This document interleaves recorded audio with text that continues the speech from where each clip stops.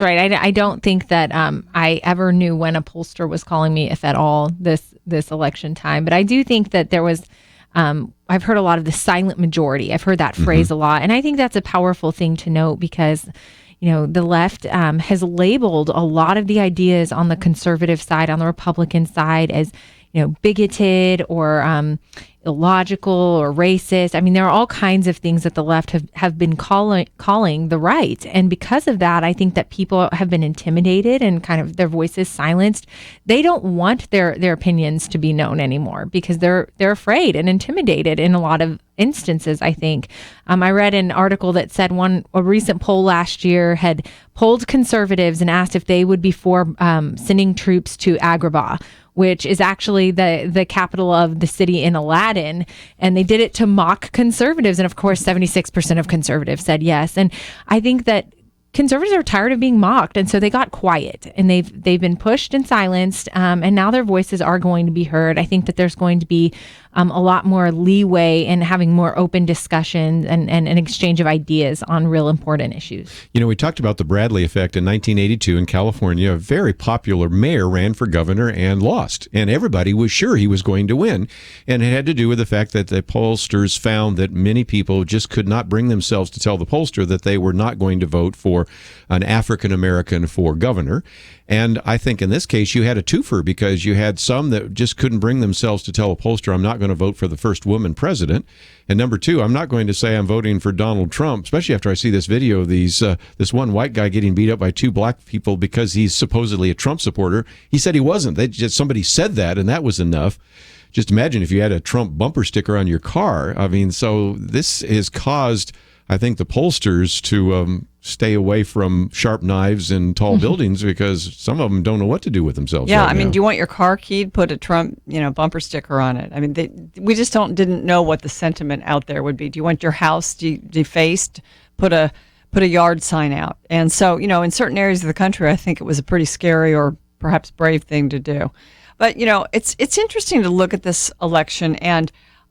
There was a good piece yesterday in the Wall Street Journal by Arthur Brooks, and it talked about some of the books that have described phenomena that are going on in the country.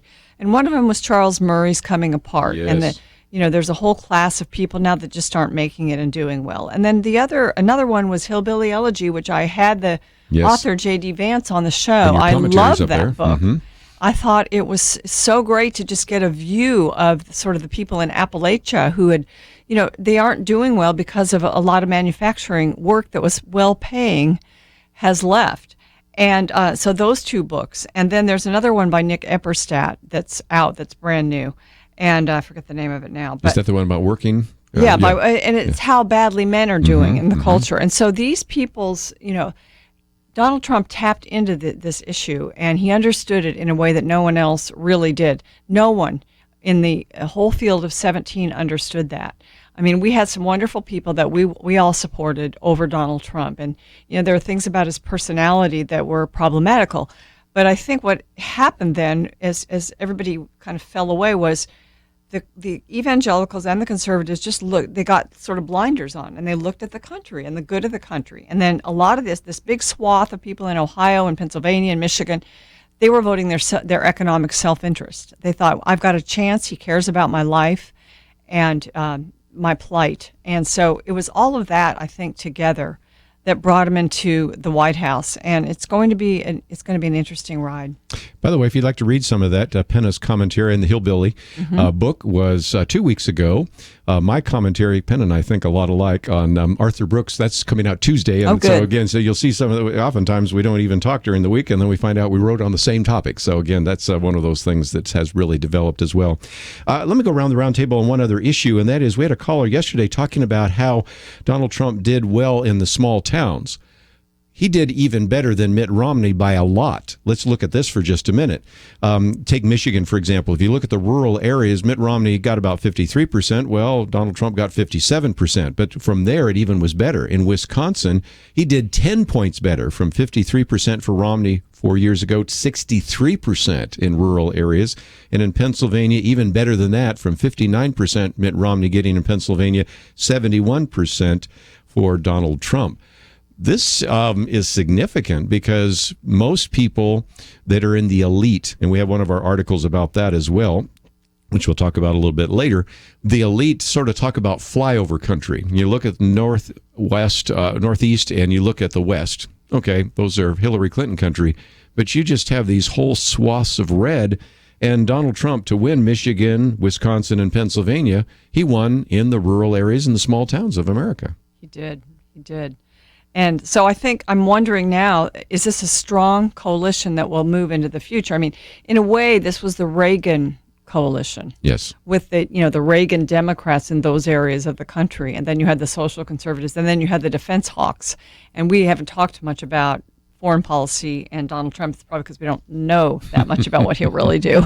For sure. But yeah, it could be a strong, as much as we watched Barack Obama try to transform the nation to the left, all of a sudden we've got all three branches. Well, we don't have the Supreme Court really yet, but we've got the House, the Senate, the White House.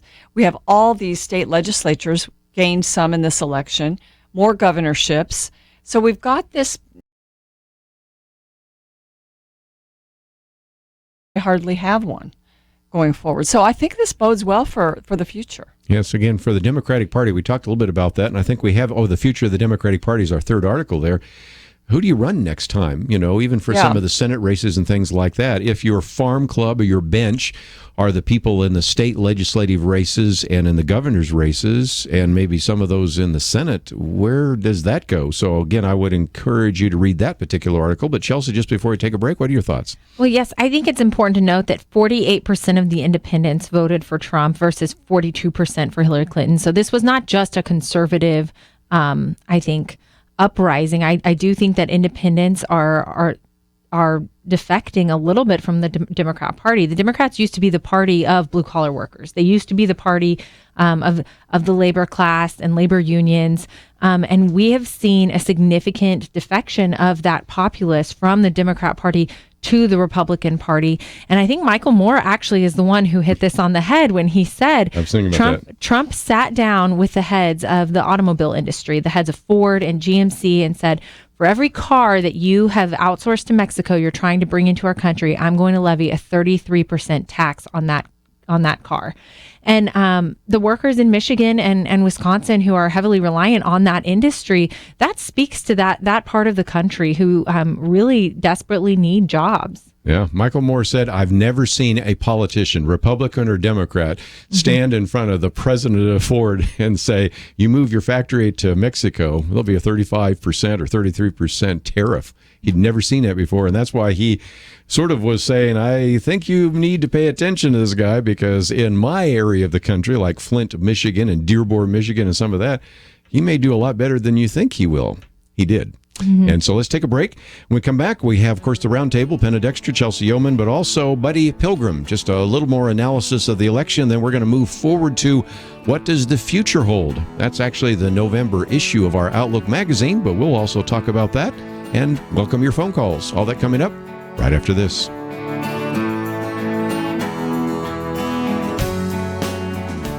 The Point of View radio talk show is broadcast 2 hours each day, but you can keep up with us 24 hours a day using your phone, your tablet, your laptop, or your desktop. Learn about current and upcoming guests by liking us on Facebook. There you'll also be among the first to see our new videos, Uncensored, a series highlighting issues impacting this generation and the next. Also, follow us on Twitter. Our handle is @PointOfViewRTS. That stands for Point of View Radio Talk Show, @PointOfViewRTS. Learn, interact, make a difference. With Point of View, you can make a big difference. Help us increase our reach by spreading the word among your friends. Share a Facebook post. Tag us in a tweet. With enough joining us to plant seeds, we'll see a tremendous harvest. Come on, it only takes a minute. Search for Point of View Radio Talk Show on Facebook, @PointOfViewRTS on Twitter, and subscribe to the Point of View Radio Talk Show channel on YouTube. Together, let's go viral. Point of View will continue after this.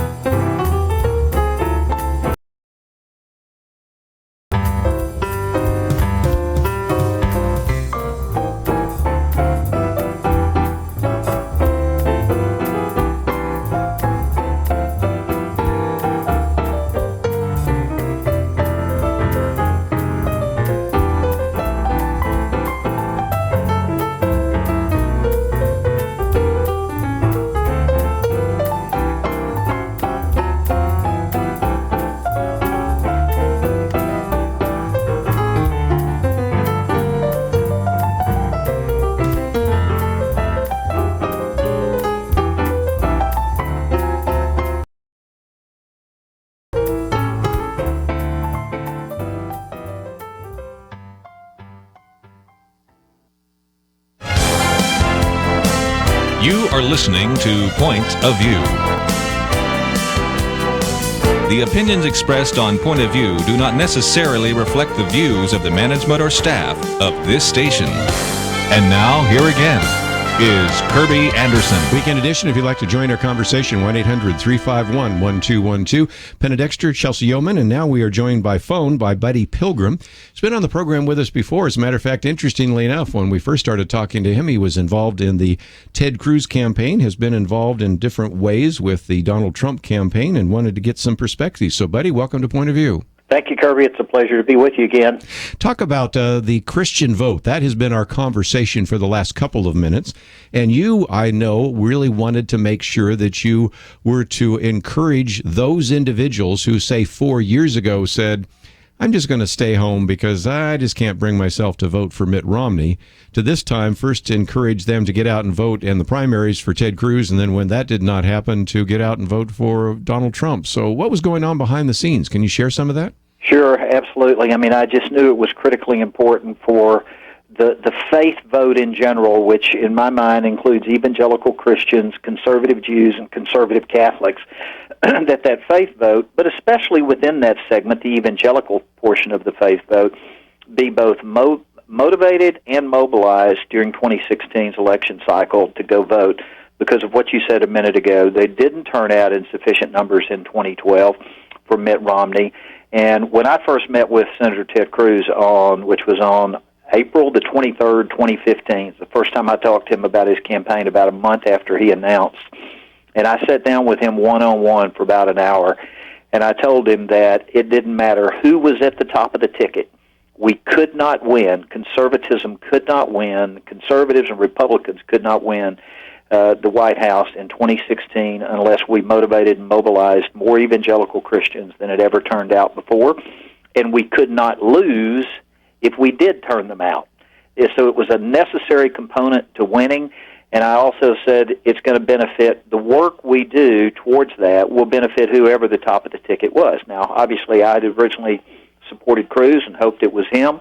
Ended up being Donald Trump. That's fine. It was a clear choice in my mind between Trump and Hillary Clinton, and we still needed to turn them out, and that actually happened. You know, ABC News reported on election night that this was the largest evangelical turnout in recorded history, and it voted 81% for Trump, 16% for Senator Clinton or Secretary Clinton.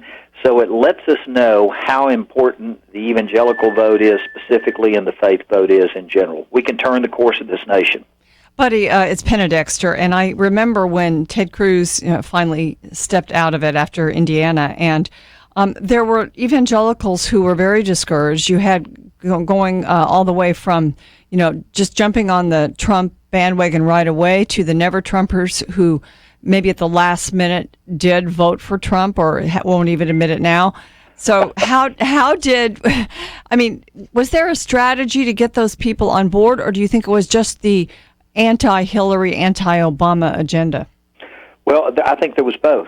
There was both a strategy, and it was finally just having to reconcile who Hillary Clinton really is and what her core beliefs are. I've been a member of a kind of an informal group that's called Conservatives of Faith for the last 3 presidential election cycles, and we're a group of national faith leaders.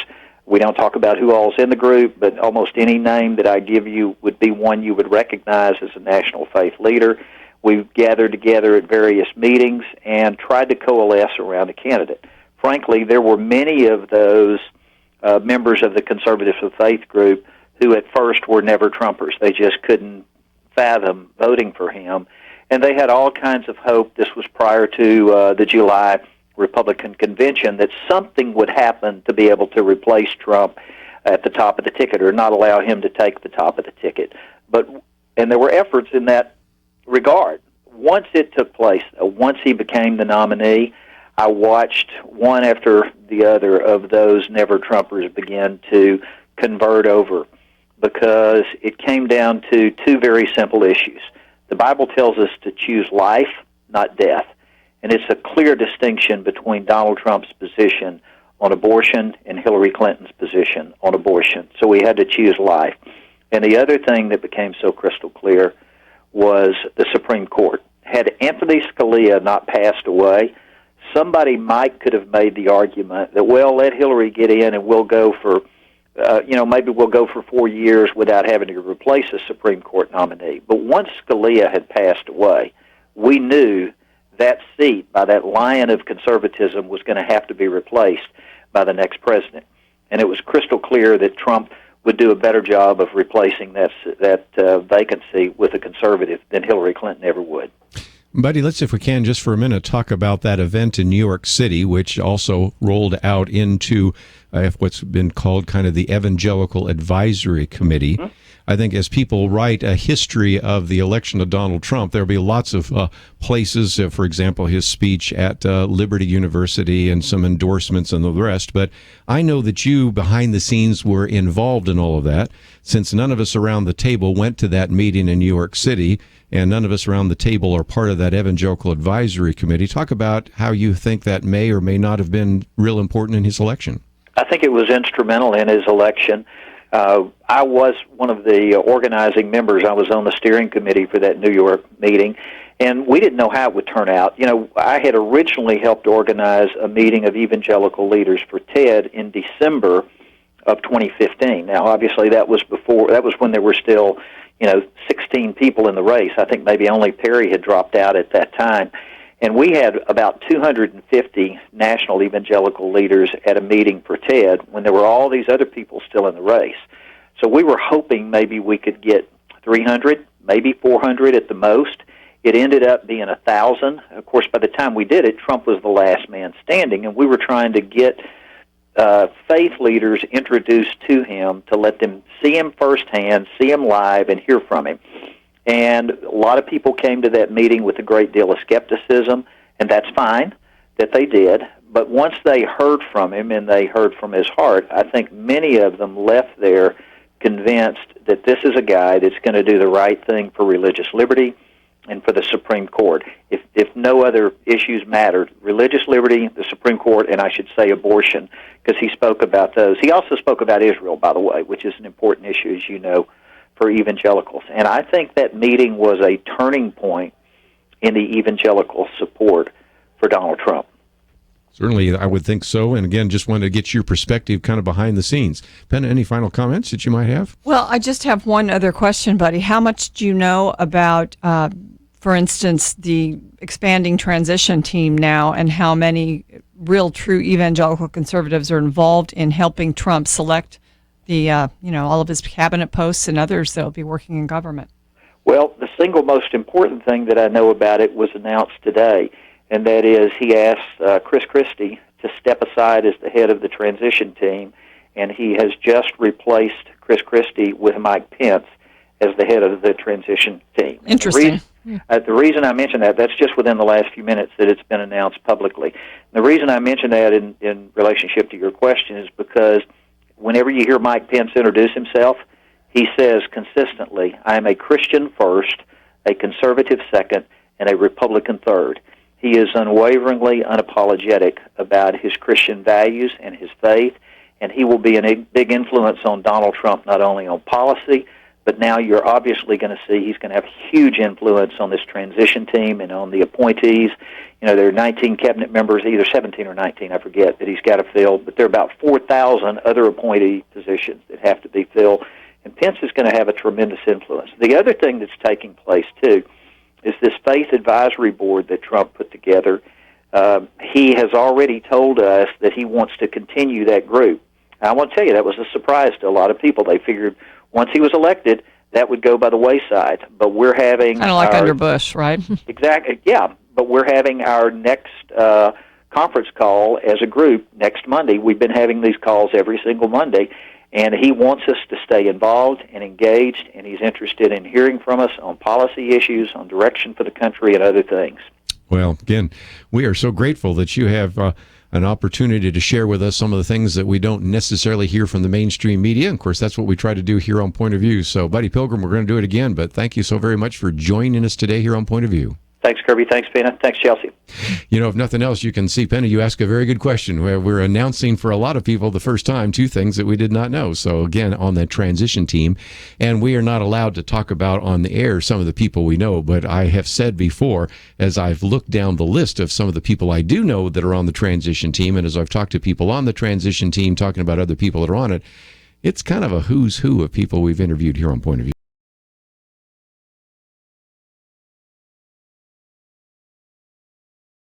Again, we have a lot more to cover, but again, let's open up the phones. You've had a chance already to hear some comments from a number of our roundtable guests, but we'd love to hear from you as well.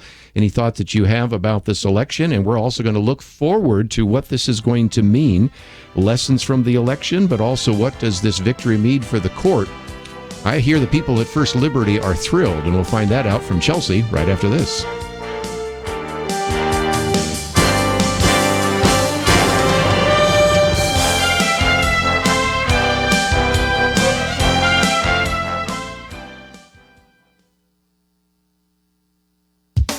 The deliberations that produced the U.S. Constitution were held in secret. Anxious citizens gathered outside Independence Hall to find out what the founders had produced. A Mrs. Powell of Philadelphia asked Benjamin Franklin, "Well, doctor, what have we got, a republic or a monarchy? Without a republic, if you can keep it. Now we must ask ourselves, can we keep it?" Respected political scientist Angelo Codavia of the Claremont Institute argues in an essay entitled After the Republic that we are moving away as a nation from being a republic and toward what he refers to as some kind of empire. Professor Codavia writes that in today's America, those in power basically do what they please. Over the past half-century, he continues, presidents have ruled not by enforcing laws, but increasingly through agencies that write their own rules, interpret them, and punish unaccountably. The administrative state. Throughout his essay, he presents ways in which this transition is occurring. It's not just presidents who are wielding imperial powers. The Supreme Court has invented rights like abortion and same-sex marriage. The court tramples on other rights, principally the freedom of speech and religion, enshrined in the First Amendment of the Constitution. Our constitutional rights take a back seat to what the professor describes as a wholly open-ended mandate to oppose discrimination. One aspect of the administrative state involves how the civil rights movement is being co-opted to punish people for upholding the very Judeo-Christian values that used to be the norm in America. Professor Codavia cites many examples of this, beginning with the bakers and photographers who are being forced to take part in same-sex weddings. He mentions a case in which a commission in Massachusetts is attempting to force a church, quote, to operate its bathrooms according to gender self-identification, because it could be seen as a place of public accommodation if it holds a secular event, such as a spaghetti supper, that is open to the general public. He also points to the state of California's attempt to mandate that Catholic schools admit homosexual and transgender students. He writes that the U.S. Justice Department has been looking into ways to prosecute companies, like the short-term rental website Airbnb, that facilitate online transactions between parties for various services. The idea is to punish discrimination on the basis of anything, including sexual orientation or gender identity. No big surprise, Airbnb recently announced it is requiring that anyone who participates sign a statement of non-discrimination. This means renters, as well as those who welcome renters into their homes, must be supportive of men in girls' bathrooms. In other words, committed Christians are not welcome. In After the Republic, Angelo Codavia makes an extensive case to show it's unlikely a leader from either party will shrink the growing imperial regime and return the nation to the rule of law. Sadly, he may be right. For Point of View, I'm Penna Dexter.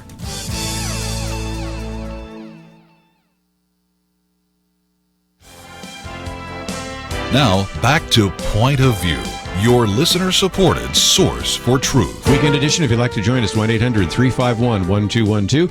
Penna and Chelsey are here. Let's go to Robert in Texas, KAVX. Robert, thank you for joining us today. Thank you for having me.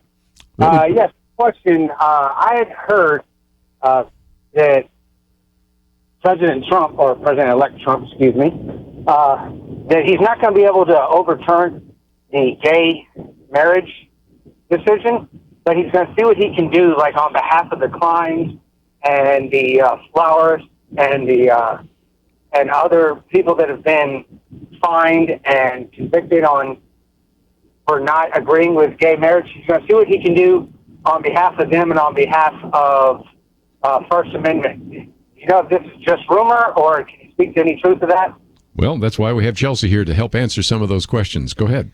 Yes, I think it's safe to say the mood at First Liberty was, for the first time in the years I've been there, just a breath of fresh air, a relief this week, because what this now means is that not only will we get to keep Scalia's conservative seat, but that there's now accountability going to be on the Supreme Court for the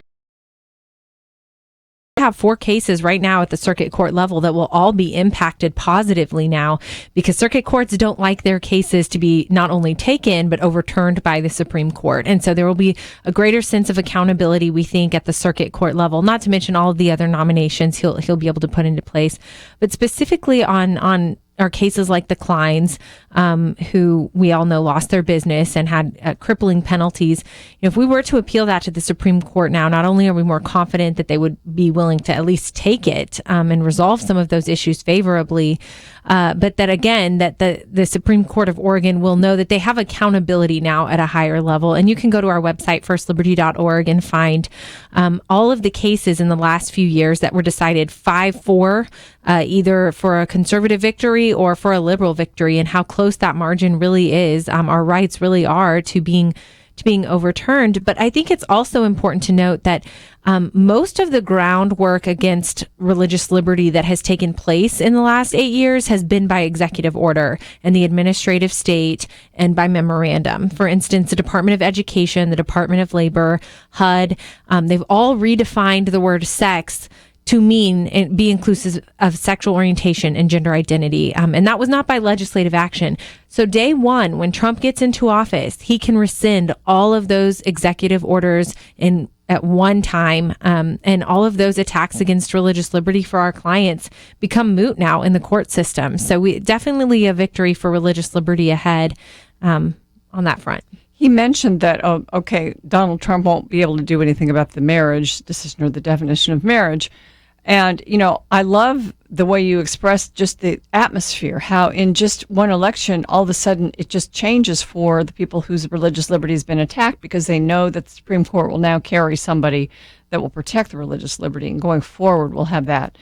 And so, but the Obergefell decision, you know, it was really a result of court cases that were a result of President Obama refusing to enforce the marriage law, the DOMA law. So in a sense, it was his unilateral action that led to the domino effect that led to that decision. Well, I mean, it would take time, but do you think a Donald Trump, Chelsey, would try to reverse that, or do you think he's still more in that sort of libertarian mindset that that would not be something he'd place his capital? We obviously don't have a big track record for Trump to go off of. There's no voting record, but as much as we might have been concerned that he's not a social conservative, that those aren't issues he's necessarily strong about, he has come out talking a lot about religious liberty. Once he's heard about our cases, I know that he's mentioned Coach Kennedy multiple times. He tweeted about Coach Kennedy. I think his eyes were opened in a lot of ways to the ways that Christians have been persecuted in our country for their religious beliefs. But beyond that, he's also expressed specific policy interest in FADA, the First Amendment Defense Act, and making sure that our federal government gets that passed so that no one can be punished specifically for their views on marriage and traditional marriage. So we know, probably will not stand in the way or be vetoing our very Republican congressional majority. They'll be able to pass the Russell Amendment, things to protect religious liberty rights, knowing that there's not a veto in the White House anymore. One of the articles we posted here comes from Josh Blackman, and that is Trump's victory expands the Supreme Court and shrinks its docket. And since we're getting close on time, I'll encourage you to read it, but it talks about 5 different things. The immigration docket is set to shrink, and that's because some of those issues that were President Trump. Second, the court will not have to decide another thorny religious liberty conflict. Even last night when I was listening to Ken and Kelly on their broadcast, they were talking about, the president, that is President-elect Donald Trump, could issue a memorandum or an executive action saying For example, all these military cases about the chaplains, you don't need to look about that anymore. That really just with a stroke of a pen could do some of that. Third, the justices will not have to determine the validity of, as you just mentioned, this issue of Title IX, because somehow they believe in 1972 when it said the word sex, it really meant sexual orientation and gender identity. Nope, that one's gone. Then President Obama's climate change agenda is toast, he said.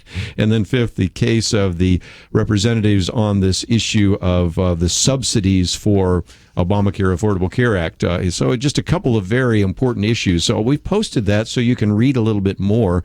And again, as Robert said, okay, is this a myth? Is this a story? Is this just something that is maybe just put out there, or there are some actions that the president can take? And the president-elect, Donald Trump, has in his Donald Trump's contract with the American voter, talks about 5 actions he's probably going to do on the first day in office, which probably were part of the conversation between Barack Obama and Donald Trump yesterday, don't you think? Barack Obama trying to talk Donald Trump out of undoing all the things he's done in 8 years. It's at least possible. Again, Donald Trump could say, thank you, Mr. President. You have paved the way for me to realize how quickly I can change your direction of the country, because most of the things you accomplished were executive orders, and now that I'll be president, I can change all of those with my executive orders. That's why we have a Congress. That's true. I do think it is telling that Obama's legacy can be short-lived. I mean, everything he accomplished was by executive order, memorandum internally, appointments that he made, that kind of made the decisions for him, but none of it was legislative action. Even Obamacare, he had to pass a different way to work around the Republican filibuster, which now means that repealing Obamacare can be worked around the filibuster. So I think it's telling that so quickly his legacy can be shortened and short-lived. And I think it's also going to be a really great opportunity for Republicans to get work done. I mean, make no mistake that this is a lot of work ahead for Republicans. They have legislative action. We want them to be taking legislative action on behalf of religious liberty, sure, so that it will be longstanding. And Penna, how many times have we said, even over the last 8 years, President Obama's got to be careful because he's opening the door so that a future president who would disagree with him can use the same tactics he's used. Now, I do believe that if you had a president-elect Ted Cruz, he'd say, wait, we need to get rid of all these executive orders and we need to do this the way the Constitution intends. Let's have Mike Pence, who's so we'll see how this plays was a congressional out. leader, so perhaps he'll guide him in the right direction. Well, it is interesting. We announced today, if you didn't hear, that Mike Pence will be heading up the transition team, and I just got to believe that's just a whole lot better. Not that I'm against Chris Christie, but Mike Pence, again, starting first from his Christian convictions and also knowing some of the people that are actually on that transition group and others that will be, these 4,000, almost 4,400 appointments that the president and his administration will make over the next 4 years, most of those in the first few months, are going to be guided by people like Mike Pence. That's pretty good. We've got a lot more to talk about, including what the future looks like. We've given you a preview with the Supreme Court, but we have a lot more to cover. So if you'd like to join us, 1-800-351-1212. Visit the website, pointofview.net. We'll be back right after this. When listeners call in, we never know what they're going to say, and sometimes they shock us, like Jacob did. We as Christians, we should learn to support ministries like yours that is reaching out and shining light into darkness. This is why Satan has such a great grip on America and the world, is because the world support their own. They will spend billions of dollars to make sure they are heard. The Lord is working a great work through Point of View. We are thankful for listeners like Jacob and you who become part of our family, a real part, by sacrificing to support the work of Point of View. Take Jacob's words to heart and support us today. Enable us to continue shining God's light into the darkness. We honestly cannot do it without you. Visit pointofview.net. Look for the Donate Now button or call 800-347-5151 or send a gift to Box 30, Dallas, Texas 75221. Pointofview.net and 800-347-5151. Point of View will continue after this.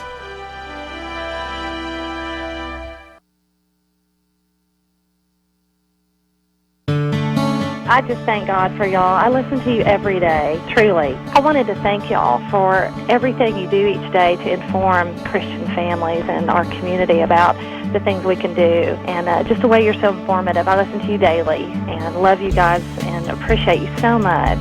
God bless you, Kerby, for keeping this show so on track and for the decades of wonderful help to this nation that Point of View has been. We're all big fans of your work, and we pray that God will just prosper it.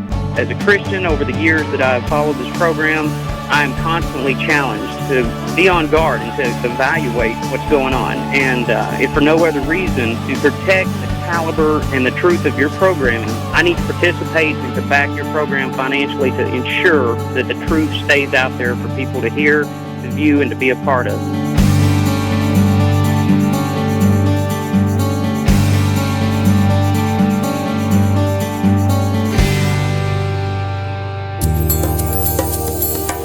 This is Point of View Radio.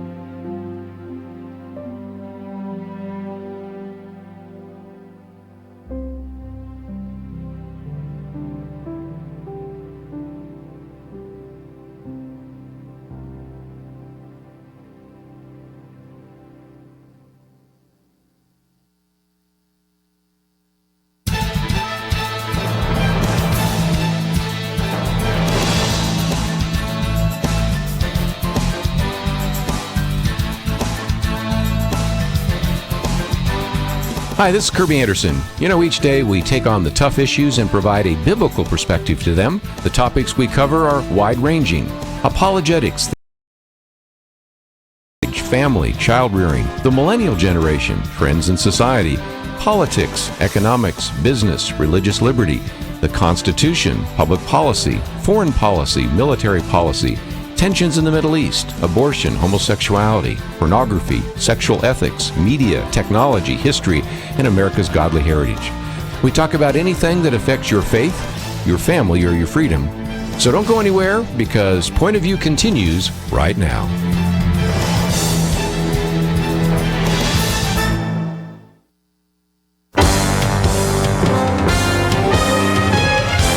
Across America, live.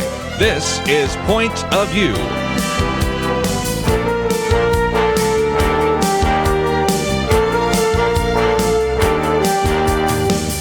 And now, Kerby Anderson. Second hour today, it is our weekend edition. We are privileged to have in studio with us Penna, Dexter, Chelsey, Youman, and of course we had Buddy Pilgrim with us a little bit in the first hour, but we want to take some of your phone calls, and I see one of our callers wants to talk about the Electoral College, because after all, you are elected by the electoral vote, not the popular vote. So let's head to North Carolina, WLGP. Lori, thank you for joining us today.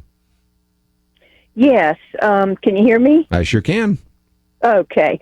I read on a conservative website that there's still a chance that Hillary could win based upon the votes of the Electoral College, that their voting doesn't take place until later on, I don't know if it was November 19th or December 19th. But it's December 19th, and I'll explain that in just a minute, but go ahead. Yeah, so I was concerned. I mean, the Oracle said you didn't think she was going to give up that easily, did you?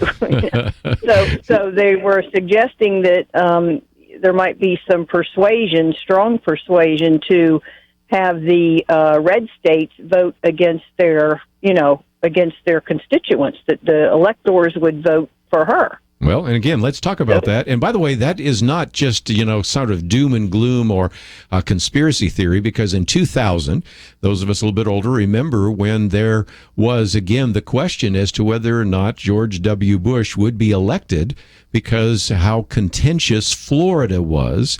And so there was quite a bit of pressure. I've sat in some of the meetings with those individuals who were electors for George W. Bush in Texas, who got all sorts of phone calls and pressure. Now, let's just kind of walk our way through this a little bit. One of the electors, Penna, you and I know, it's Candy Noble, and she represents the congressional district where I am. I guess you're in that same district as well. And so she and 37 other individuals, there'll be 38 individuals, will go to Austin, Texas. And on December 19th, easy day to remember because it's my daughter's birthday, they will there cast their 38 electoral votes, which then will be sent to the House of Representatives and ratified in January. Now, that happens in every state capital, so whether you're in Tallahassee or Albany or Sacramento or whatever. Now, the question that, of course, Lori's asking, is it possible that a red state person who is an elector would say, you know what, she won the popular vote, so I will switch my vote? Is it possible? Yes. Has it happened? Once or twice. George Wallace, as a matter of fact, I think picked up an extra vote from what was supposed to be a Nixon elector back in 1968. Does it happen very often? No. There's a good reason. Those 38 individuals I just mentioned from Texas, I'll just use that as an example, each one was picked from a different congressional district by the Republican Party. They were picked by those individuals who went to their precinct meeting, they went to the senatorial meeting, then they went to their state meeting, and they picked the person most likely not to change their vote because they are supposed to actually represent the will of the people. So it's possible, it's unlikely, but the other day there was one elector in Maine who I think he said, even though he's supposed to vote for Hillary Clinton, wasn't sure that he will when he goes to his state capital. So we'll see how that plays itself out. Yeah, and I think that, and you certainly know more about this. You've been well educated on this, but the idea of the elector is to protect the people from some wacko candidate. And I think maybe this Maine elector thought Hillary was, either a criminal or, might not last in office because of that. And so felt like just thinking it through, that was the logical thing to do. But in most cases, in just about every case, the elector's responsibility. That's why he was chosen, was to represent the people in the state. So, and there is something called a faithless elector, who's somebody really good reason. If they don't do it, sometimes they can be penalized financially or other ways. So that, I mean, we have read about it. You read about that, and I think in this case, you're definitely going to read about it with the division in the country, but it's very unlikely. Yes, I think the New York Post reported that one Texas GOP elector told Politico that he would not be able to vote for Trump and that he might instead vote for Clinton. But other than him, and I know another one was asked to step down as an elector, Clinton would still need at least 20 of the electors to go vote against their own party. And so I think that's highly, highly unlikely. And even then, Congress still has to approve the elector's decision. And so I think they could even be a stopgap there as well. Might go the other way, because I also found this article here of one state elector in the state of Washington said that he would not vote for Hillary Clinton. Wow. So we'll see. You know, there's a lot of statements made before it happens, but once you get in the room in your state capital with your fellow electors, there's a little bit of peer pressure going on there as well. But Lori, the question is a good one. Has it happened in the past? Yes. Could it happen in the future? Possibly. Is it going to happen enough that Donald Trump is not the next president? Not No. unless you want to see even more riots in the streets from the other side, right?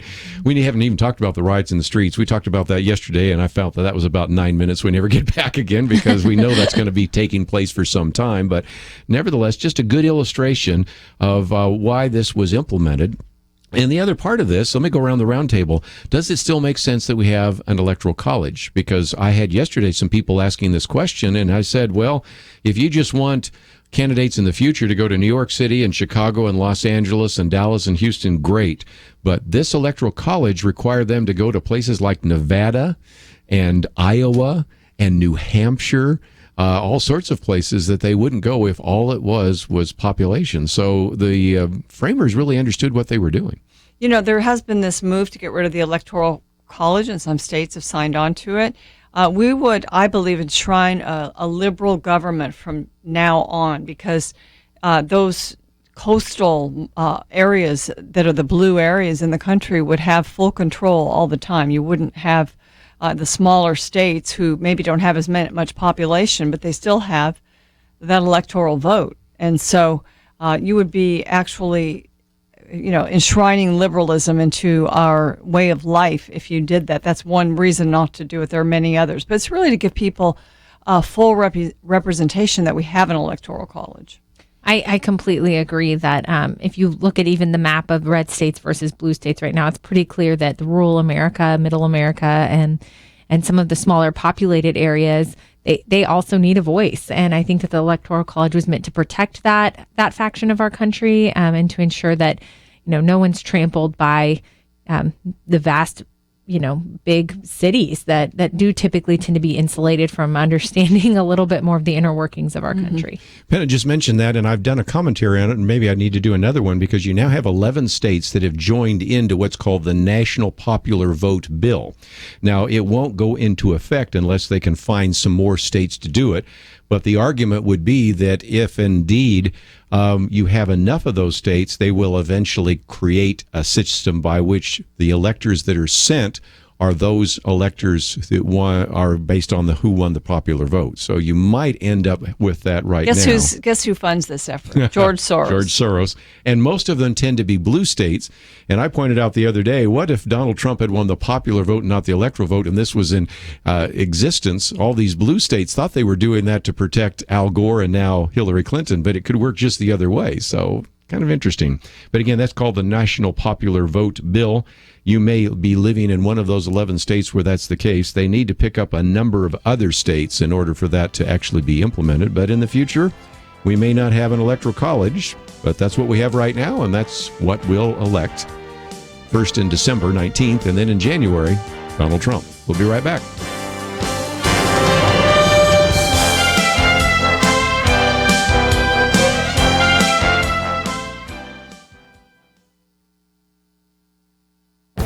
This is Viewpoints with Kerby Anderson. The election is over, and it's time to bring the country back together. But is that possible? Every 4 years, we see a map of red and blue states showing the vote for the president. But there's growing evidence that we aren't just a divided country. We're essentially two countries with the same border.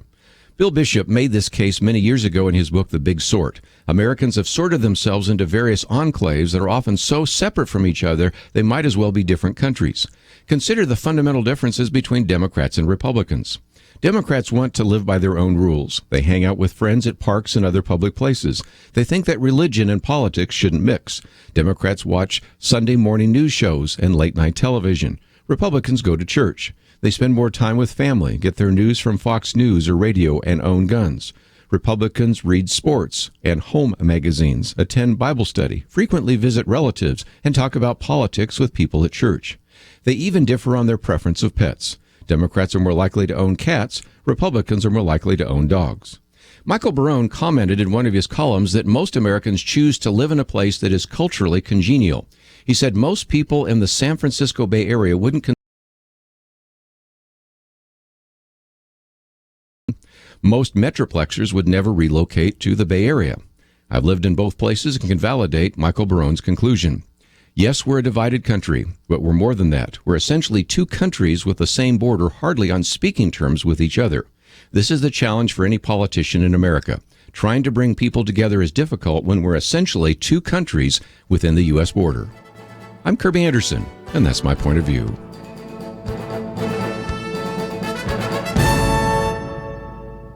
Take Kerby and the Point of View team with you on the go with the Point of View app. Search for Point of View Radio at the Apple or Google Play stores.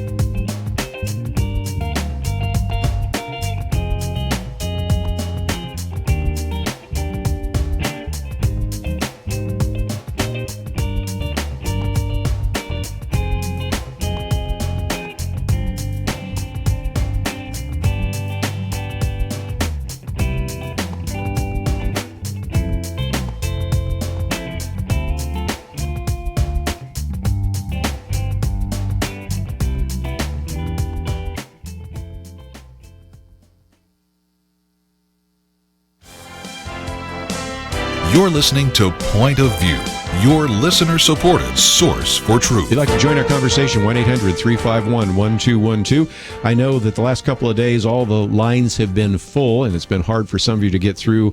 I'll just let you know right now, there's a line or two open right now. So if you've said, I've been trying to get through for days, let's give you that opportunity.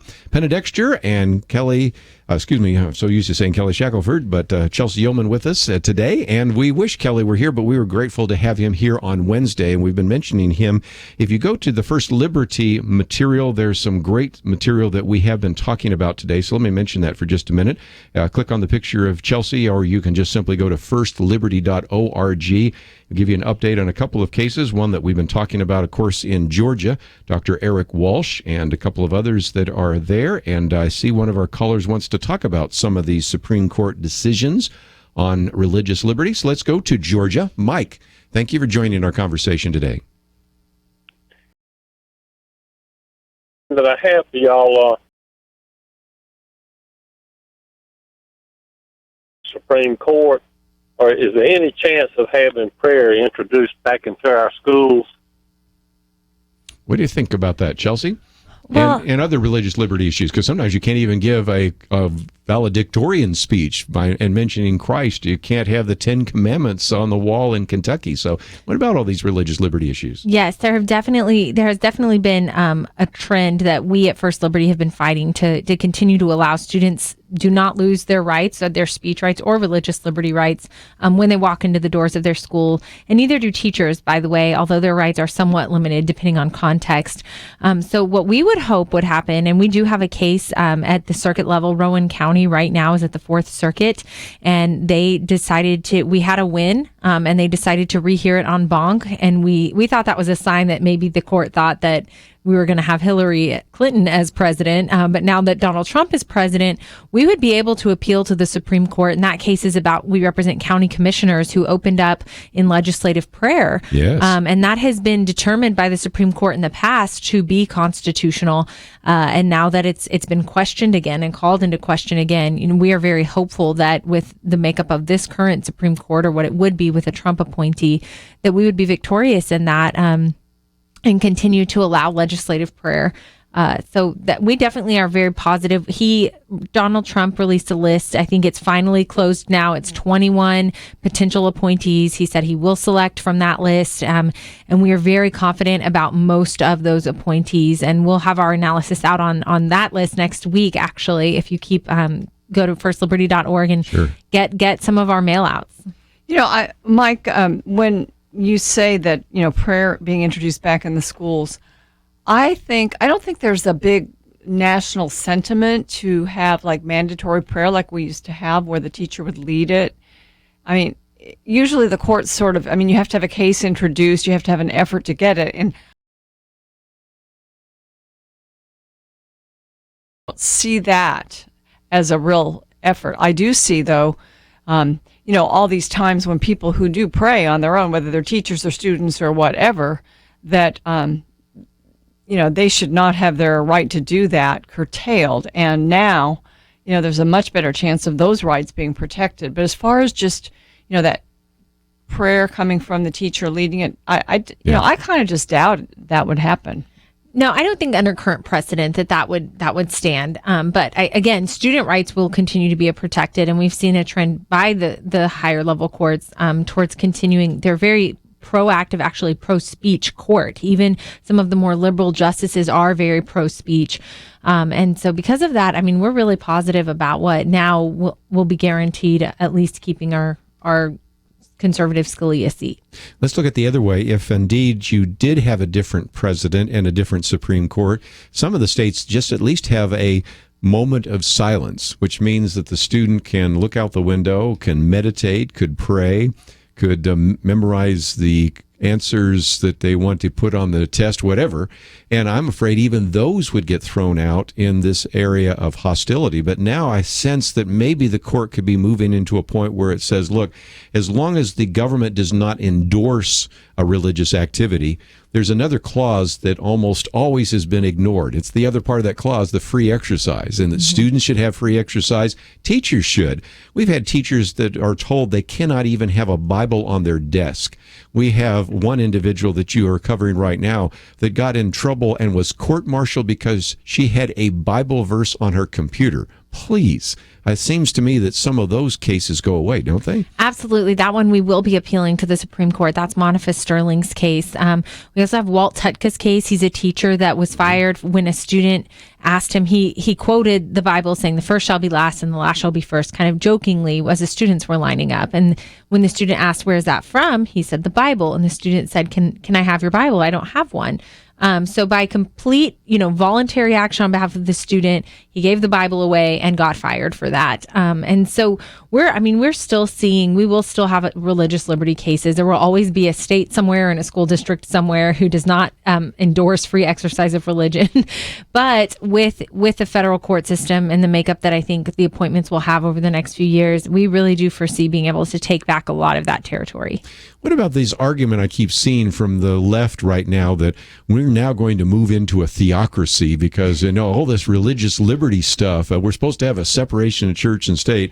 First of all, can I say to my liberal friends out there, and I'm going to say this to my liberal friends on Facebook, we're not looking for a theocracy, and frankly, if we were, we wouldn't pick Donald Trump to be the head of it. Okay? But there's this incredible fear, and Chelsey, you've seen this before because you have liberal friends as well as I do, and you probably had them in law school that would say, First Amendment applies to all sorts of free speech, but not religious speech. They put religious speech in a different category and are just terrified that somebody might say something religious in a public meeting that would offend people. That's absolutely right. We've redefined harm over the years in the course of law to be from a very physical, proprietary harm, and Thomas Jefferson would define it that way, to I observed something that bothered me, harm. And in the law, my that's feelings. exactly And I have to go to my safe space. Yes, exactly. And I have been not laughing a little bit all week. I mean, my heart does go out that half of the country is so clearly devastated right now. But I'm looking at all of my friends on Facebook who are making comments, and I think this is a group of people who have not lost in 8 years. I mean, this is a group of people that don't know how devastating it is to represent clients who literally their businesses have gone under because of their religious beliefs, who've been fired for their religious beliefs. And I think we've been very used to taking hits and learning how to strategize around that and continue to try to be victorious on the religious liberty front at the very least. But there's we diversity in our country, regardless of what those beliefs are. If you're out on Facebook, and yet it's starting to get some credence. Scott, what would you like to add to our conversation today? The miraculous thing that happened Tuesday is one man basically took out the first family of the Democrats, the first family of the Republicans, and what we call the mainstream media, all in one election cycle. And if that's cannot be considered a miracle, I don't know what could be. And then it's at least called disruptive. Yeah, I mean, and I visited with a state representative of Missouri, former state rep, and he said prayer did this, and I agree with him. Prayer did it, because it just doesn't make any sense. And I'm reminded of the Bible verse. God uses the quote foolish things to confound the wise. And I think it's what he did here. If truly prayer caused this disruption, or earthquake, as we want to call it, I think God is just saying, is using the foolish things of the world, in quotes, to confound the wise. 1 Corinthians 3, right? God uses the foolish things, or Romans 1, there's some other passages there, but especially 1 Corinthians 3, God uses the foolish things to confound the world. Very good. And the follow-up... Real quick comment, and then we're coming to break. A question you can answer it afterwards. I'll hang up. Do you think this is sort of the beginning of what we call that fourth turning sort of thing, where the old man has finally said enough? Does that you know what I'm asking? So I do. And you know what? I need to get Jerry Tuma back on here, and we will do that in the next couple of weeks, because he's read the fourth turning, and I have, and we'll get into that. It's a kind of a bigger question, but there are some of these movements that take place in culture and history. And some people have said maybe we're on the edge of another one. We'll see. Sometimes it's we're too close to the day-to-day to see the broader sweep, but we certainly saw some changes that the mainstream media did not see. And again, he said one man took out the Bushes, the Clintons, and a few others. And just think, 18 months ago, when somebody asked Ann Coulter, for example, who do you think will be the next president? And she said Donald Trump, and the place broke out in laughter. Not so many people laughing now with President-elect Donald Trump. We'll be right back.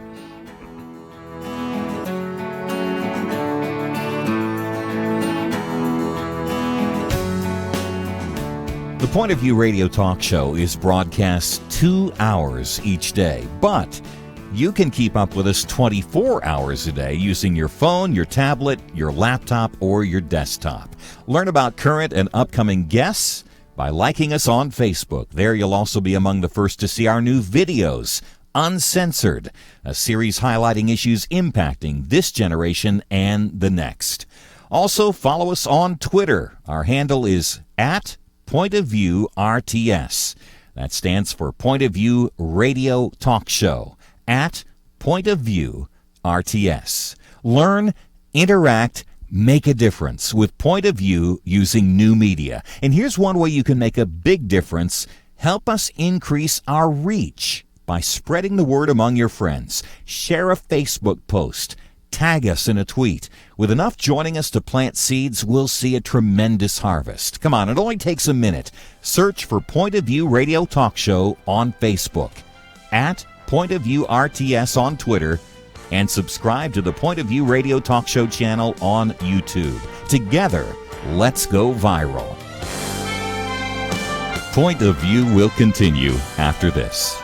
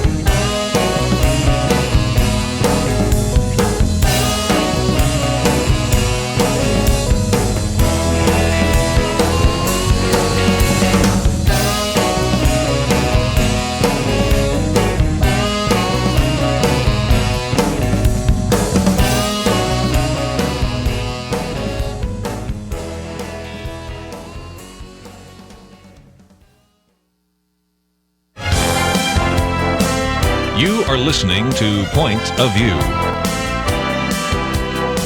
The opinions expressed on Point of View do not necessarily reflect the views of the management or staff of this station. And now, here again is Kerby Anderson. Final half hour. If you'd like to join our conversation, 1-800-351-1212. Penna, Dexter, Chelsey, Youman with us. And again, we have some information about not only the commentary that you hear today by Penna Dexter, and you can sign up to receive it tomorrow. Of course, mine come out Monday through Friday.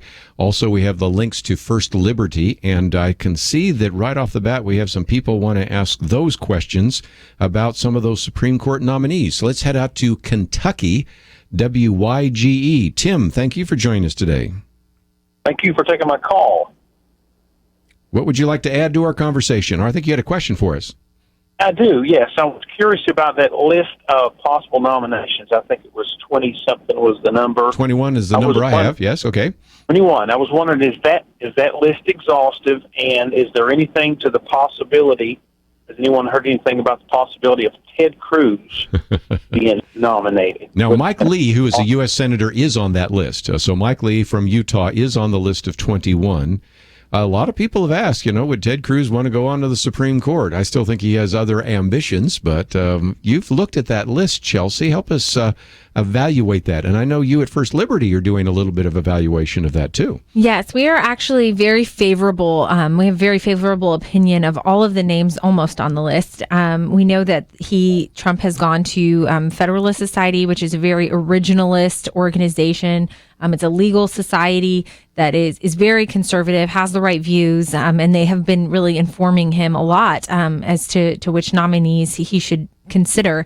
I do unfortunately think this is his final list because I think he had originally, I think it was like 10 names on the list, and he said that's probably where I'll nominate from, and got a lot of heat from conservatives who didn't trust that this was enough. And so this is probably the comprehensive list. We do have a few names we think would be excellent additions to the list. Ted Cruz, of course, being one of them. He is a brilliant constitutional mind, constitutional scholar. He's a volunteer attorney with First Liberty, or former volunteer attorney, I should say. So as we would love to have seen his name and Paul Clement's name on the list, who has just been a pillar for religious liberty on issues, and I think has argued in front of the Supreme Court more times than almost anyone but Ken Starr. So there are some names that we would have liked to have seen on the list, but to be honest, the list is pretty comprehensive. It's very conservative, mostly originalist judges. And then there are a couple names that, truthfully didn't rule very well on religious liberty cases, and we'll be putting our analysis on that out next week. But one of them ruled against our client, Monica Sterling, with the Court of Military Appeals. So there are a couple names on there to be wary of. But we'll get our analysis out next week. And overall, I do think that people can be confident that he's got a good selection here. Don Willett is Texas Supreme Court. We know who he is. Justice is on the list, and I don't think that he could be a better choice, frankly. Certainly. So, Tim, maybe you can contact the transition team and give your suggestion. You do have already one U.S. Senator on that list, Mike Lee. So we'll see how that plays out. And it could be another one, and that would be Ted Cruz. Whether he'd want to do that or still whether he's convinced that he's going to run for president, I don't know. But we couldn't do any better than having Ted Cruz on the Supreme Court. Can you imagine what that would be like when they have those oral arguments? It would be a whole new ballgame. Wow, so interesting. Something to Might think be another about. Scalia. Certainly could be. So we'll see how that plays itself out. Let's go to Missouri, KNEO. And Mike, thank you for joining us today here on Point of View. Yes, thank you. Yeah, the day before the election, I was at the Republican headquarters, and I said, "You want me to take some of those signs?" He said, "Yeah." He said, "I've got 500," and I said, "I don't know if I can get rid of that many." But then I started, so I started thinking about what I would think if we did lose, and there'd be riots in the streets and cars burned and everything, right? Being facetious. I would accept what the American people voted. Yeah, well, don't we not see a difference? I'm trying to think of all the riots that happened after 2008 and 2012. I can't remember too many of them. Some of the people that were on the border, I just told them, I said, I can tell you why I'm going the way I am, and since you don't understand, and it's getting pretty close, I said, maybe you're thinking the same thing. I said, just for two things that I would do it. First of all, I think he picked probably the best vice president that I think we probably have ever had. I think he will be a great calming factor. When I hear him talk, I hear a peaceful thunder. I think he's going to be a great. He's going to be a great Tonto for the Lone Ranger, and I just think it will be good. And Trump is not a stupid man. Pence is not a stupid man, and I think Trump is kind of like a good football coach. And Bear Bryant always said, put the best people around you. Always pick people that can't do what you need done. Pick people what you can't personally do, and pick the best people. And I think he'll pick the best people. I really do. I think starting to see that already. Let's go down the list for a minute. Give me a chance. Yeah. Give me a chance. If it's Cruz, if he would take it, that would be good. Sure. There's some swallowing here on some things that's been said, but sure. If you look at it for the betterment of the people, he might do something. I think he might do that. I think he's a good enough man to do that himself, and then I think the doctor. Mayor, if he will take a position, I think Carson? Yes, there's some good people, but in politics and money, it takes a lot to get elected. That more than just being a good person. Sure. Well, again, one of the things we've said is when you elect a president, or again, 12 of you elected a governor, you're electing a team. And so we have a lot of people say, well, we don't know what he's going to do. Well, Donald Trump put out a contract with the American voter, 6 measures to clean up corruption, 7 actions to protect American workers, 5 actions which he's going to do with his executive orders for constitutional rule of law, and 10 pieces of legislation that are going to be introduced. So we sort of have a pretty good idea of what he wants to do in the first 100 days. Let's go around the round table. Any rumors that you've heard? Some of these are pretty well substantiated about who might be in the cabinet. Mike gave us one or two, Ben Carson, but what about some others? I don't know what Ben Carson would be, whether he'd be maybe Secretary of Education or Health and Human Services. Those are a couple that come to mind with him. And as I mentioned earlier, I heard Rick Perry, that was in our local news for VA, which sounds kind of interesting. I heard Rudy Giuliani for either Secretary of State or Secretary of... what was the other one? Attorney General. Yeah. And then Jeff Sessions may be Secretary of Defense. Now, he was like the first prominent politician to get on the Trump train. I'm trying to think. I just think, a lot of names that are being floated are actually fairly encouraging names that I know. And that's why it's nice that also Ed Fulner there at the Heritage Foundation and others are now on the transition team and leading it so that they can make sure that these people are. How about Alan West as Undersecretary of Defense Department? Have you heard that? No, there have been a lot of people speculating. Makes sense. I was with him last week, and he hadn't gotten a phone call, or at least he didn't say he had, so I don't know. They talked about Newt Gingrich as Secretary of State, but I've heard him say, Chelsey, that he really doesn't want to be a cabinet level because he wants to be the strategic planner. Because back to this Department of Education, Donald Trump said the other day he wants to dismantle the Department of Education, which was something Ronald Reagan was going to do. Then when we got Bill Bennett and Gary Bauer in there, we go, well, we kind of like those people, so we didn't want to dismantle it. So that's something that might actually happen. This is a man that's known for using the phrase, you're fired. That's right. I think that it will be very different and definitely unprecedented to have a CEO running our country. I mean, I think he knows how to delegate, and he knows what areas he doesn't know, and I think would be probably wise to put people in those positions. Rudy Giuliani, we know, headed up the securities, the technical securities part of a big firm, national firm even, he recently stepped down from. And so I'm sure just making sure that our all of these cyber attacks we're hearing about internationally, I think is top and forefront on Trump's mind to really nail that down and get us a little bit more cybersecurity. A couple others for Treasury Secretary, prominent in some of the names being floated is Jeb Hensarling, who's a congressman, chairman of the House Banking Committee, and he came out immediately when sort of the fiscal packages in 2010 were implemented. And so he's one. And then I also did hear that his campaign manager, Kellyanne Conway, has been offered something, but we don't know what. Yeah, so we'll get just a few ideas there. Of course, who his chief of staff is, and some of those will be important, and we'll keep you up to date. And most of our guesses are usually within the right range, but usually they always surprise us. We say it would be someone like this, but then it turns out somebody we never thought about that was maybe better known or maybe had some inside track or something like that. And this is why they spend some time vetting these various candidates. Need to take a break. When we come back, I want to talk briefly about an unsolved governor's race. One of our callers wants to talk about that in North Carolina. Remember all the things happening in North Carolina with the transgender bathrooms and Governor McCrory and that particular battle, and we're still trying to count a few more votes. As hard as it is to believe here in Friday, but it's where we are. So we'll get into some of those issues, and I know so many of you would like to join the conversation. We will do our best to try to get those calls. If not, you can join us on Monday.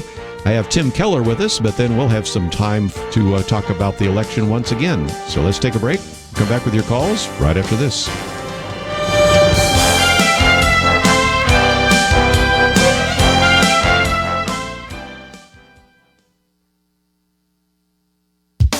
The deliberations that produced the U.S. Constitution were held in secret. Anxious citizens gathered outside Independence Hall to find out what the founders had produced.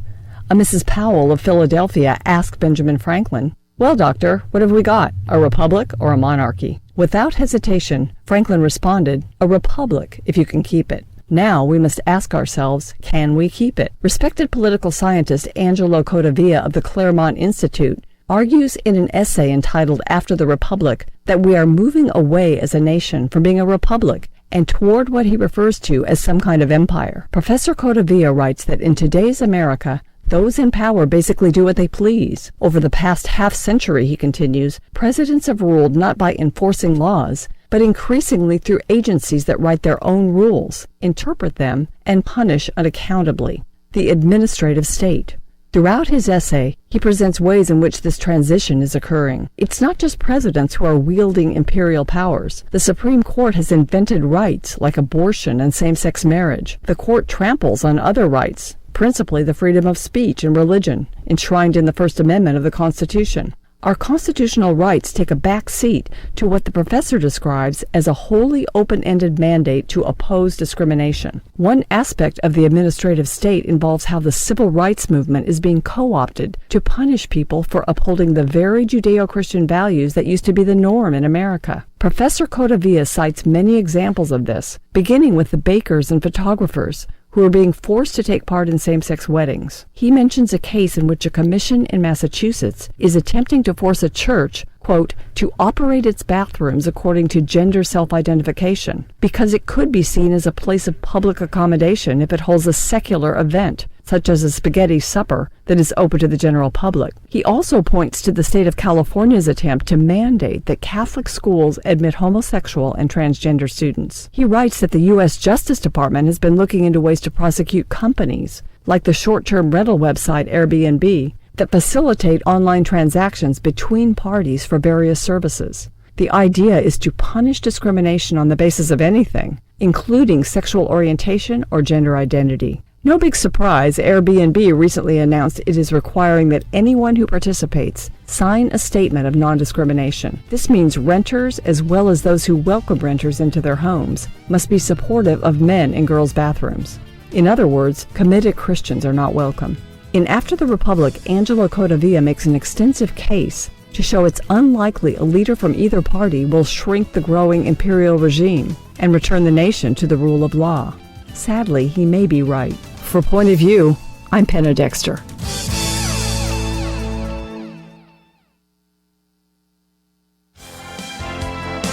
Now, back to Point of View, your listener-supported source for truth. After a few more minutes, if you'd like to join our conversation, all the lines are full, so it might be hard for you to get through, but we'll give you a chance. 1-800-351-1212. Let's head to North Carolina. We've been watching the governor's race there. Sarah, give us an update. What's going on? Thank you for taking my call. The Governor, Pat McCrory, is a few thousand votes currently behind Roy Cooper. Roy Cooper has been the NC Attorney General who refused to defend HB 2 while he was in office under Pat McCrory. And I'm asking for your listeners to please vote, to please pray for North Carolina. I'm really hoping that when this vote is finally counted, there's absentee ballots and what's being called conditional votes that need to be counted to be added to the total. And there's a possibility that McCrory could come out on top, but it's going to be very close either way.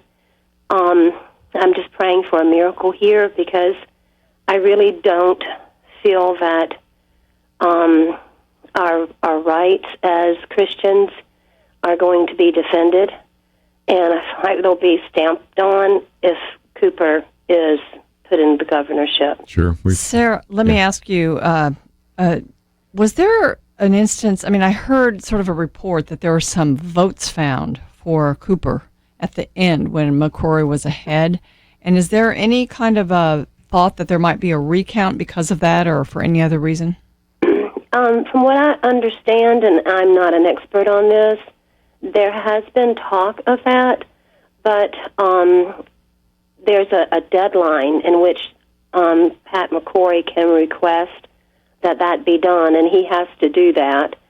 And it's pretty close.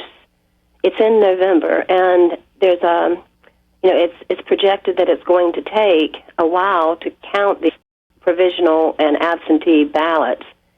How long can it take? Yeah. I mean, why does it take so long? I don't know. Interesting. I don't know. In Durham, which is very liberal, there was a problem where several of the voting areas had problems where people could not vote for anywhere from 45 minutes to maybe an hour and a half. It was not an extremely long time, but it was a time in which no one could vote at 3 precincts, I think, maybe 5, but a few precincts in the Durham area. So the voting time was extended for just those ones that had a delay in being able to vote. And as a result of that, Cooper was in ahead. So it was very interesting, what happened, but he cannot really call for the for a recount until these other votes are in, and there's no deadline for those. It's however long it takes, unless it passes the deadline for when he can call for a recall, and then it's just a done deal. Wow, that's very interesting. Well, everywhere else, conservatives did well. In North Carolina, for instance, the attorney general race went correctly, and also the Senator Burr was reelected, which was going to be very close. So, but this one's really important. Well, let's take a few more phone calls, and let's go to Oregon. And Don, thank you for joining our conversation today. Yeah, you're welcome. I appreciate your show very much. It's very informative. And the question, you've been talking about cabinet members, et cetera, but my concern is that there's a whole bunch of embedded liberal activists about 2 or 3 levels below. True. That never get rid of when they're draining the swamp, so to speak. And are they really going to drain the swamp this time? And if so, how can we know that that's going to happen? Well, the first thing I've heard Donald Trump, President-elect, say is he wanted to reduce the size and scope of government, and part of that was by attrition, so some of those people might leave. It is very difficult to get an individual that is entrenched in the bureaucracy because of all the rules in terms of civil service. Unless we change that, may not happen. So these changes that you are looking for probably aren't going to happen overnight, but even if you implement all sorts of major economic changes, it might take 2 years before you see some of that. So what I guess I'm saying is we didn't get here overnight, and we're not going to turn it around overnight. But if you're going to drain the swamp, that's part of that, to use that attrition that happens as people resign or they get a better job or because there are people that are over them that they disagree with. That's what I find sometimes happens. They find that maybe working in the private sector would be a lot better than working for the government. So we'll see how that plays out. But it's a really good question, and I'm sure that it's going to be something that people like Donald Trump are going to have to address, but also people like Newt Gingrich are going to have to address, which is why he wants to sort of be the strategist to figure out how to make things more efficient. And so we'll see. But let's take another phone call real quickly since we've been talking about prayer. Richard, I think you had some comments about prayer, so you have the floor. Yeah, Kerby, thanks for taking my call. The other day when I agree with the gentleman that came on that said that this election was a miracle. But I think it's kind of like the Old Testament, in Judah when they had rotten kings, and all of a sudden Hezekiah or Josiah came along and they cleaned everything out from the Baals and the Asherah poles, or most everything. And I think that, we have been mobilized to pray for this election. But I think that the church needs to continue, even more so now than before the election, to continue to pray for our nation, that these Asherah poles and these emblems of Baal need to go away. We've had Roe versus Wade since 1973, and that just needs to go away. And the only way it's going to happen is God's intervention. It's not going to be Trump, or it's not going to be our leaders. They'll of course be used, but it'll be God that does it. Just like he did this election. He confounded the wise, just like the previous gentleman said. Yeah. And a key verse would be Proverbs 21:1, where it talks about the fact that a king's heart is a stream of water in the hand of the Lord, and he turns it wherever he wishes. And so let's start claiming Proverbs 21:1 and pray for the king, or in this case, we're talking about the president and the vice president and those individuals that are placed in office. And, you notice that we've talked about prayer quite a bit. We had our Pray, Organize, and Vote, but before that, we had Pray for America. We're going to unleash and actually reveal and begin to develop next week another prayer strategy that you will see in terms of spiritual warfare. So you are, in a sense, finishing the program today with the very thing that we're going to start talking about next week. So I appreciate you taking the time to call, but I'll give you a final word just before we run out of time. Thanks for taking my call, but I appreciate your show, and I do support it, and you're doing a great job informing us of what's really going on. Thank you. I don't listen to mainstream media anymore, and I don't listen to some of the people that talk because they're uninformed. But I feel that listening to your program and hearing Penna and all your people there, it's just refreshing, and to know what's really happening. Thank you. I wish I had more time, but I'm out of it. But Penna, you got an accolade? Well, that was a refreshing call and a wonderful way to end, and good note to end the program on. Chelsey, I think you're going to be with us next week, so we'll have a round table again, and so I'm looking forward to that. So I appreciate you and Foster being with us today, as well as she's with child, as I might mention. So again, firstliberty.org. Penna Dexter's commentary is up, and I would encourage you to read that. Keep the Republic. And if you haven't signed up for the commentaries, sign up and you'll receive it in your inbox tomorrow. Been a great conversation. We ran out of time before we ran out of topics and phone calls, so you can join us next week. I want to thank Andrew, Catherine, and Shamila for their help behind the scenes. Have a great weekend. We'll see you back here on Monday. We'll have Tim Keller, and then we'll take some more of your phone calls. All that coming up on Monday. See you then.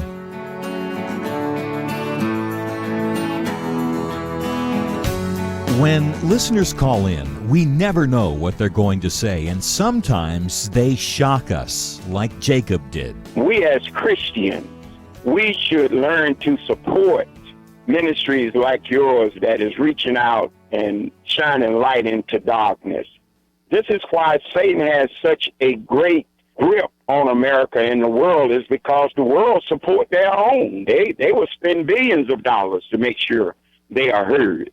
The Lord is working a great work through Point of View. We are thankful for listeners like Jacob and you who become part of our family, a real part, by sacrificing to support the work of Point of View. Take Jacob's words to heart and support us today. Enable us to continue shining God's light into the darkness. We honestly cannot do it without you. Visit pointofview.net.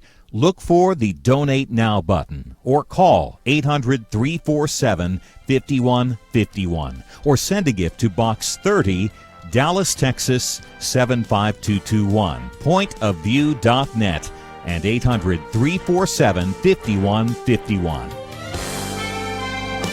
Point of View is produced by Point of View Ministries.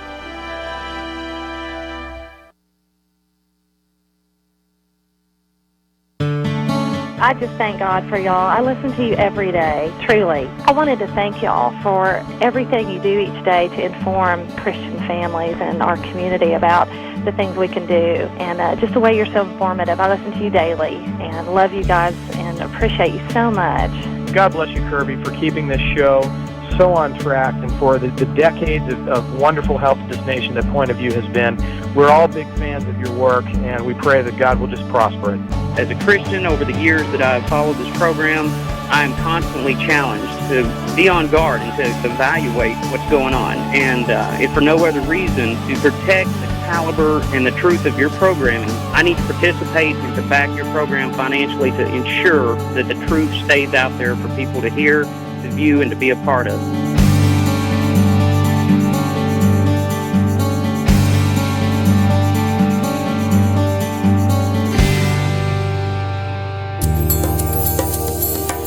This is Point of View Radio.